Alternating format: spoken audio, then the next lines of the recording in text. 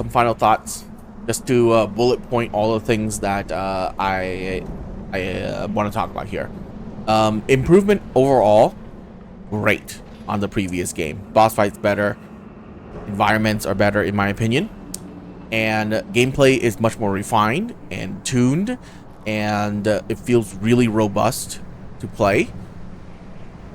Enemy design is very fun, very interesting to fight. Some of the unique elites are very, very fun to fight against. They all have a different mechanic to them.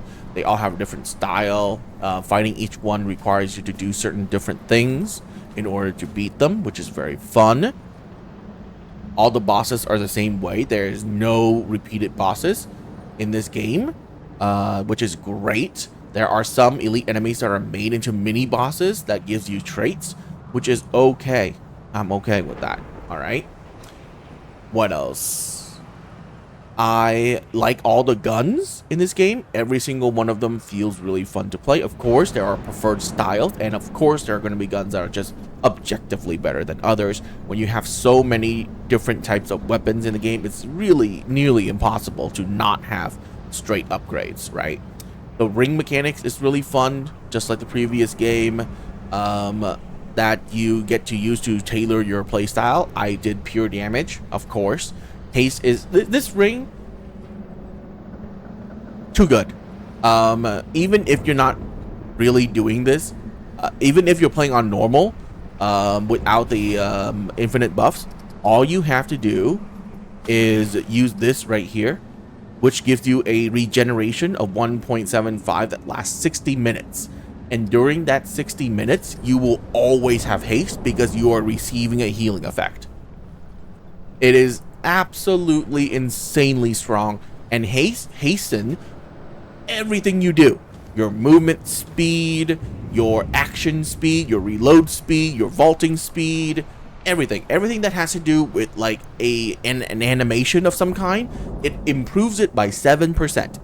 It might not sound a lot, but it is significant. All right, just have a straight up 7% faster reload, faster movement for 60 minutes, and the concoction is super cheap to buy, only at 250 scrap, easily farmable, and you can just always have haste on you. Really, really good ring. In my opinion, this is objectively the best ring to have on your character. I'm sorry, but that's just like my objective opinions about it. And I don't see any, like, one ring slot is going to be taken up by the Anastasia inspiration. Others are just purely preferential. I did pure damage, killing blow increased damage, weak spot increased weak spot damage, and straight up range damage. The 6% reduction to all other damage type, not a problem at all. 6% is barely negligible, but 12% on your guns is noticeable. Amulet wise, in my opinion, if you have to say which one is the best, I don't know actually, because I've been cheating all this time and I've only used 4 amulets because they stack with each other with infinite buffs. But if I had to say, the Ink of Power is pretty fun, but you have to use a relic, which you might not want to do. In that case, where is it? This thing is absolutely, in my opinion, the best relic in the game.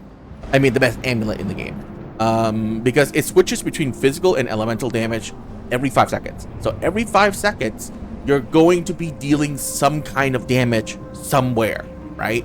And half of those 5 seconds in 10-second period, you will be dealing 30% extra physical damage or 30% extra elemental damage. And in that case, you just have to have an elemental gun, like right here. So whenever it switches to an elemental damage type, you use it. Or better yet, you can just use a gun that allows you to sock it in your own mod. Right, let's take this for example. And then you just sock it in one of the elemental type bullets. That way your gun does both physical and elemental damage.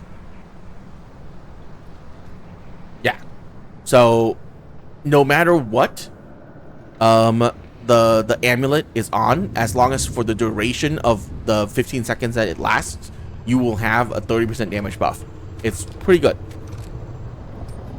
So anyways, those are just some examples of like the variety of different builds you can have. There are tons of melee builds in the game. There are even just fist builds, just no equipment in melee slot. You just go around punching people. There are entire ring sets, multiple different rings, one different amulet that just buffs your punching ability to probably a very high level. I haven't tried it. I'm never gonna try it, but yeah.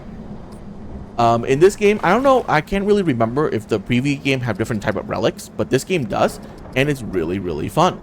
It also lets you tailor how you want to do things more cooperatively, like this one that just spits out more healing orbs that you can indeed stagger your healing, right? You wait 5 seconds, you go grab another orb that heals you for another 35, and then you wait 5 seconds, grab another orb, it heals you for another 35. It's pretty good. Other ones is just, you know, utility depending on where you want them. Very, very fun. The only fault I would say in the character itemization are armor. I think armor are boring. Armor are boring. I'm sorry, they are. They're just straight stats. And I wish there are more. I wish there are more to them than just straight stats, but that's what they are, which is very, very unfortunate. All right, so another thing to talk about are, of course, weapon mods. As you see, there are a variety of them. I'm missing probably about 5 or 6 that I know of. But those are just alternate bosses or bosses that I haven't fought in the game, or bosses that I talked to and never actually fought because, you know, I talked to them and they're like, okay, go away now, you know, stuff like that. And there are weapon relics, are mutators that changes your weapon and how they function and give you a little bit different play style in there too. And this applies for both your main and secondary weapon and your melee weapon. Inside your relic, you have your relic fragments is what they called, and there are a lot of them. They're categorized very weirdly. I would really prefer it if they just categorize as that, like yellow, blue, and then red. You know, I don't know why they do it like this, but it takes a little bit getting used to navigating this. So all the ammo related stuff is at the beginning, armor, and yeah, it's really, really weird how they do it. But I just did, again, pure damage. So range damage, range crit damage, and crit chance. In my opinion, out of all the relics, crit chance is the best. Why? It is a 4% increase in critical chance. Why is that important? There are literally very few other ways to get crit chance in your build. Very few. There might be 1 or 2 rings, and there might be 1 amulet that adds a total of like 15% crit chance. There are also mutators like this one that gives you more crit chance. But 4% base crit chance. Look at this. This gun gives you a 10% crit chance without any modifiers. 4% of 10% is 40% increase in critical chance, right? That is insane. 4% increase in critical chance on multiple guns that have very low crit chance. Like this one has 5.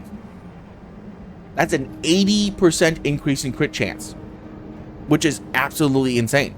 So that in my opinion is the best one to have on there. And because you're increasing your crit chance, you want more crit damage, and range damage is just generally good no matter what, right?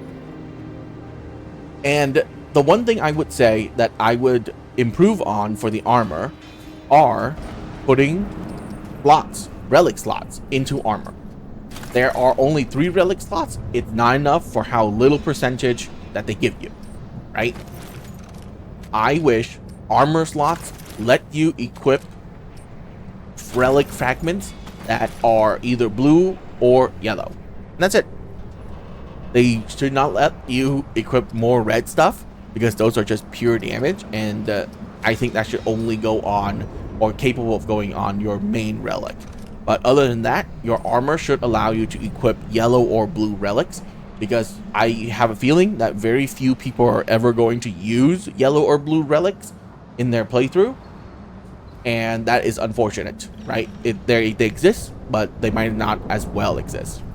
So that is very, very a sad mechanic that exists in this game that no one is ever going to use. All right. To sum it all up, world design, very good. Boss design, good. Everything is just overall better than the first game, more variety. And of course, let's not forget about the class system that the first game did not have, right? So you can have a primary class, secondary class. You can combine any of the classes together. Each class has a main ability and that you can use, or that they have, as long as you have them as your prime archetype instead of your secondary archetype. But that's the only difference. That's the only difference. So if a class has a primary archetype, prime perk that you do not like, you don't have to use it, right? As your prime, you can just swap it out to your secondary, because you will get all of their skills, all of their secondary trait, and their tertiary trait down here too. So very good. You can combine it in any way possible. As you can see at the very end of my playthrough there, I did a summoner and handler build, and it worked out fantastic. My dog was biting for nearly 800 to 1,000 damage per hit. My golem were hitting for 3 to 4k per hit. Now granted, just reduce that by like half, right? So let's just say my golem does about 1 to 2k. My dog does about 500 to like 600 damage. So even then, without the additional damage buffs that I had, they still do a significant chunk of damage at the end of the game because of their class synergies that they have with each other. Very fun. And you can combine it in any way you want. It gives more build diversity, and it's great. All right. So, in conclusion, I would give Remnant 2 a solid 9 out of 5. Out of 5? Out of 10. 9 out of 5. Why was I thinking 5? Anyways, 4.5 out of 5. More like it. But yeah, a 9 out of 10. I think it's a great game. There are a few things that I did not like about it. Of course, like the armor system, the relic fragment system could be more implemented or more diverse. And there are a few mechanics in this game that I did not enjoy, like the enemy iframes. Do not give enemy iframes. Please, stop. Anyways, thank you guys for watching. I will see you guys tomorrow.